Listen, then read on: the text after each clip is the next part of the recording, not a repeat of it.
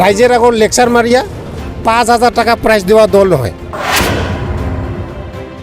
গতিকে আমার বিপিএফ দলত যদি আজির দিনত কাম করে, আজির দিনত বিপিএফ দলে কাম করলে বিপিএফ দলে 5,000 নহয় 5 লাখ টাকা প্রাইজ দেওয়া দল। বৃহৎ একজন নেতা আমার হাগ্রামা মহিলারই আছে। বিপিএফ দলের যেটা নাকি নীতি আদর্শ, এই নীতি আদর্শটা ভাল পায়া আজি আমি বিপিএফ দলত যোগদান করলো। আজি মোর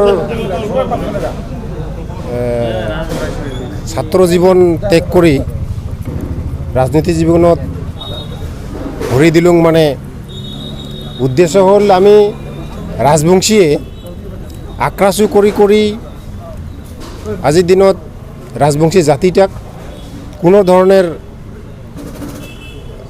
উন্নতি, কোনো ধরনের রাজনীতিক মুলাম্ফা এগুলার পৰা বহুত বঞ্চিত হয়ে আছো।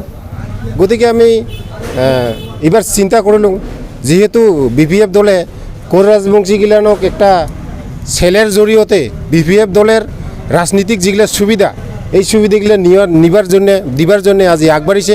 গতিকে আমি বিপিএফ দলের যেটা নাকি নীতি আদর্শ, এই নীতি আদর্শটা ভাল পায়া আজি আমি বিপিএফ দলত যোগদান করলুম।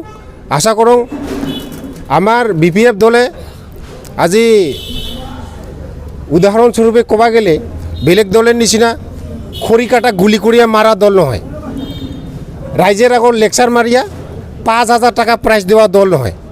গতিকে আমার বিপিএফ দলত যদি আজির দিনত কাম করে, আজির দিনত বিপিএফ দলত কাম করলে বিপিএফ দলে 5,000 নহয় 5 লাখ টাকা প্রাইজ দেওয়া দল।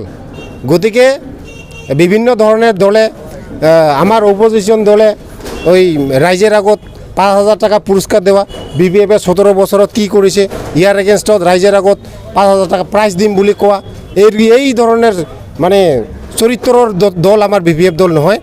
আর আজি আমি রাজবংশী হিসাবে, খালি রাজবংশী হিসাবে মাত্র নহয়, আজি বিটিসিত বসবাস করা বিভিন্ন ধরনের জাতি জনগোষ্ঠীয়ে কবা নাপারিব যে আমার হাগ্রামা মহিলারে 17 বছরত কোনবা জাতির একটা ক্ষতি করেছে, কোনবা জাতির একটা বিরোধী করেছে, কোনবা জাতির একটা বেয়া কাম করেছে। একজন আমার বিটিসিত জাতির স্বার্থত কাম করা, প্রত্যেকজন জাতির স্বার্থত কাম করা আমার দেখিবা গেলে বর্তমান বৃহৎ একজন নেতা আমার হাগ্রামা মহিলারই আছে। গতিকে এইখিনিয়ে আজির মোর প্রথম রাজনৈতিক জীবনত কবা লাগা। বাকি সময়ত পরিবেশ চাই মোর আরও মন্তব্য আসি থাকিব। ধন্যবাদ।